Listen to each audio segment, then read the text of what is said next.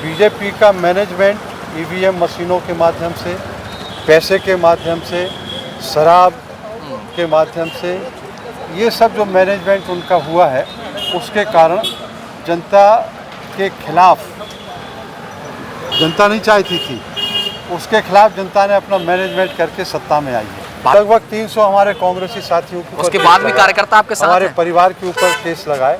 हम लोग सब साथ में थे और एकजुट होके सब लोग चुनाव लड़े हैं और यही कारण है कि नरोत्तम जी को असफलता का सामना करना। क्या लगता है? अभी हम मध्य प्रदेश के प्रदेश कांग्रेस कार्यालय में मौजूद हैं और मेरे साथ जो मौजूद हैं मेरे दाहिने तरफ, जिनका नाम है राजेंद्र भारती, जिनको आप सब बखूबी जानते हो कि विधानसभा चुनाव में बड़े चर्चे रहे थे मध्य प्रदेश की हॉट सीट दतिया के, जिन्होंने दतिया से विधायक रहे और मध्य प्रदेश के गृह मंत्री रहे, नरोत्तम मिश्रा को हराया है। राजेंद्र भारती जी, सबसे पहले तो आपका बहुत बहुत स्वागत है। नमस्कार। आपने एक बड़ी जीत दर्ज करी, हालांकि आपको समय लग गया, आप 3 बार चुनाव लड़े और हारे, लेकिन आपने हिम्मत नहीं हारी। हिम्मत न हारने के बाद आप विधायक बने और मध्य प्रदेश के गृह मंत्री को चुनाव हराया। कैसा महसूस कर रहे हैं? बहुत अच्छा महसूस कर रहे हैं। जनता ने जो निर्णय दिया है जी। वो स्वागत योग्य है जी। और जनता भी चाहती थी कि नरोत्तम मिश्रा जी जिस तरह के क्रियाकलापों के माध्यम से अपनी कार्यशैली के द्वारा आम जनता को, हमारे कांग्रेसी साथियों को, पुलिस कर्मचारियों को, अधिकारियों को परेशान करते थे, त्रस्त करते थे, उससे निजात लोग चाहते थे। जो लोगों ने, जनता ने इसलिए निर्णय दिया और जनता उनसे छुटकारा पा गई। जी। कहीं ना कहीं कसक रह गई थी 2018 में, करीब 2400 वोटों से रह गए थे आप, या 2700 वोटों से, लेकिन इस बार आप कितने वोटों से जीते हैं, थोड़ा हमारे जनता को बता दें। 2500 वोटों से पिछला 2018 का चुनाव हम हारे थे। हाँ। और इस समय जो हम वर्तमान 2023 का चुनाव जीते हैं जी, लगभग 7700 वोटों से, मतलब 4 गुना। 4 गुना। तो इस बार अगर अगली बार फिर मौका देगी पार्टी, तो क्या आप चाहेंगे कि नरोत्तम मिश्रा से आपको फिर से मुकाबला हो? बिल्कुल। हमारा अब, हालांकि वो आएंगे नहीं, अच्छा, हम लोग उनको आने देंगे, क्योंकि अब वो अपना दूसरी सीट को तलाश करें। हाँ। दतिया की जनता अब उनसे छुटकारा चाहती है, वो नहीं चाहती कि वो फिर वापस यहाँ आए। और यदि वो हिम्मत करते हैं, वैसे तो हिम्मत नहीं करेंगे, लेकिन यदि वो हिम्मत करते हैं तो अब की बार 8 गुना मतों से उनको हराएंगे। तो आपको लगता है कि अब दतिया छोड़ देंगे नरोत्तम मिश्रा जी?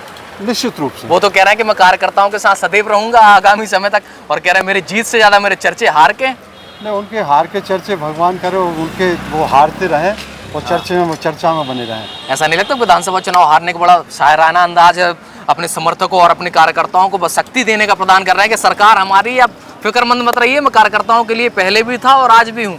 5 साल वो शेरो शायरी करते रहे। हाँ, उनके लिए काफी वक्त आप है। विकास करेंगे? निश्चित रूप से। क्या विकास मॉडल रहेगा दतिया का इस बार? हमारा मॉडल औद्योगिक विकास का, लोगों को रोजगार देने का, के लिए औद्योगिक विकास करने का, और जो एक सामान्य जो प्रक्रिया होती है विकास की, वो सतत रूप से चलती रहेगी, उसको चलाते रहेंगे, उसको आगे बढ़ाएंगे। आज विधायक दल की बैठक भी थी, जब 2018 में चुनाव हुए, अच्छे खासे मार्जिन से मध्य प्रदेश में कांग्रेस के अच्छे विधायक आए थे, आपकी सरकार बनी, हालांकि 15 महीने बाद गिर गई, लेकिन जब 2023 के चुनाव हो रहे थे विधानसभा के, कमलनाथ का एक बड़ा चेहरा था, मुख्यमंत्री का चेहरा बनाते चल रहे थे, तो माना जा रहा था कि कांग्रेस अच्छी बहुमत के साथ मध्य प्रदेश में सरकार बना लेगी। 6 में से 4 ओपिनियन पोल भी कांग्रेस के पक्ष में थे, लेकिन जिस तरीके के नतीजे आए काफ़ी चिंताजनक और निराशाजनक थे कांग्रेस के लिए। आपको क्या लगता है कि आपको इस उम्मीद थी किस तरीके के परिणाम आपके सामने आएंगे? नहीं, जनता का जिस तरह से मूड था परिवर्तन का, उससे ऐसा नहीं लगता था, लेकिन बीजेपी का मैनेजमेंट ईवीएम मशीनों के माध्यम से, पैसे के माध्यम से, शराब के माध्यम से, ये सब जो मैनेजमेंट उनका हुआ है, उसके कारण जनता के खिलाफ, जनता नहीं चाहती थी, उसके खिलाफ जनता ने अपना मैनेजमेंट करके सत्ता में आई है। भारती जी, आपका चुनाव तो इतने बड़े बाहुबल नेता से थे, पर आपका मैनेजमेंट कैसा क्या रहा कि आप 8,000 वोटों से चुनाव जीत गए? हमारा चुनाव जनता ने लड़ा है। अच्छा, आपने नहीं लड़ा? जनता का तूफान आंधी थी। हाँ। उस आंधी और तूफान के आगे गृह मंत्री जी का जो भी मैनेजमेंट था जी, वो सब असफल रहा। आप आरोप लगाते आए हैं कि जब आप विपक्ष में रहे तो नरोत्तम मिश्रा ने आपके और आपके समर्थकों के ऊपर काफी केस लगाए। लगभग 300 हमारे कांग्रेसी साथियों के उसके बाद भी कार्यकर्ता आपके साथ हमारे हैं? परिवार के ऊपर केस लगाए। हम लोग सब साथ में थे और एकजुट होके सब लोग चुनाव लड़े हैं और यही कारण है कि नरोत्तम जी को असफलता का सामना करना क्या लगता है आपको कि कांग्रेस पार्टी कहीं नेता प्रतिपक्ष तो नहीं बना देगी आपको? पड़ा। नहीं, ये तो हाईकमांड का निर्णय है। अगर बनाएगी तो आप स्वीकार करेंगे? बनाएगी तो निश्चित रूप से स्वीकार और क्या करेंगे। लगता है कि आगामी लोकसभा चुनाव को लेकर क्या तैयारियां रहेंगी कांग्रेस की इस बार? लोकसभा चुनाव की तैयारियां बहुत अच्छे तरीके से जोर शोर के साथ कांग्रेस करने के मूड में है और अच्छे परिणाम हाँ। लोकसभा में आएंगे, ऐसी हमें उम्मीद है। भारती जी, अगर 2019 लोकसभा चुनाव की बात करें तो 29 लोकसभा सीटों में से सिर्फ एक कांग्रेस बचा पाई थी, जो कि छिंदवाड़ा थी।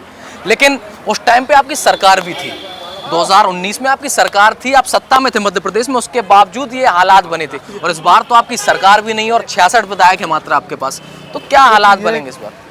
ये चुनाव लोकसभा का केंद्र सरकार की कार्यप्रणाली कार्यशैली पर होगा। जी। लोग निराश हैं, जनता निराश है अच्छा। और इस बार जनता, यदि कोई ईवीएम में बड़ा खेल नहीं होता है जी। तो मध्य प्रदेश में और उत्तर भारत में, दक्षिण भारत में तो बीजेपी है ही नहीं, वहाँ तो उसका कोई नाम लेने वाला नहीं है। उनके दक्षिण भारत के जो कर्नाटक राज्य था और तेलंगाना, अभी कांग्रेस वहाँ आई है, कर्नाटक में कांग्रेस है, तो दक्षिण भारत में तो बीजेपी है नहीं। जो कुछ भी बीजेपी से लड़ाई है वो उत्तर भारत में, और बीजेपी की दमखम भी उत्तर भारत में है। उत्तर भारत की जनता भी पिछले 10 वर्षों में मोदी के कार्यकाल में कोई खुश नहीं है। उनकी नीतियों को, योजनाओं को लेके और उनकी कार्यप्रणाली को लेके जनता परिवर्तन चाहती है। ईवीएम का कोई बड़ा खेल नहीं हुआ तो उत्तर भारत में भी बीजेपी साफ हो जाएगी। मध्य प्रदेश में एक नए मुख्यमंत्री मिल गए हैं जिनका नाम है डॉक्टर मोहन यादव। शिवराज सिंह चौहान को विदा कर दिया है भाजपा, भारतीय जनता पार्टी ने। क्या लगता है कि ये निर्णय आपके हिसाब से इसका इफेक्ट कांग्रेस को पड़ेगा, नुकसान होगा या फायदा होगा? देखिए, ये बीजेपी का इंटरनल मैटर है, लेकिन फिर भी यदि राजनीतिक दृष्टि से देखा जाए और आम जनता इसको जो महसूस करती है, ये परिवर्तन शिवराज सिंह जी ने जो कुछ भी किया है उसके कारण बीजेपी को कहीं ना कहीं उसका फ़ायदा मिला। तत्काल में चेंज करने का बीजेपी को नुकसान होगा आगामी लोकसभा चुनाव को आगामी देखते हुए। और क्या कहना चाहेंगे जनता से दतिया के विकास के लिए? लास्ट सवाल मेरा। दतिया की और जनता नरोत्तम के मिश्रा जी लिए की हार के ऊपर से कुछ आप भी शायराना अंदाज में कुछ कहना चाहेंगे क्या? गालिब के लिए ये कहना उनके लिए मुफीद है कि वो कहते रहें, शायर शेरो शायरी करते रहें, अपने खुश होने के लिए वो गलतफहमी पाले रहें, शेरो शायरी करें। यही हमारी मालिक से दुआएं हैं उनके लिए। तो ये थे हमारे साथ दतिया से विधायक जिन्होंने गृह मंत्री नरोत्तम मिश्रा को चुनाव हराया, राजेंद्र भारती जी, और बड़े ही शायराना अंदाज से और काफ़ी सरल और सहज है, जनता को समेट कर रखते हैं। हालांकि चुनाव हारे, लेकिन उसके बाद जो चुनाव जीते तो इनके चर्चा समस्त मध्य प्रदेश में रहे। तब तक के लिए बने रहिए हमारे साथ। थैंक यू, धन्यवाद।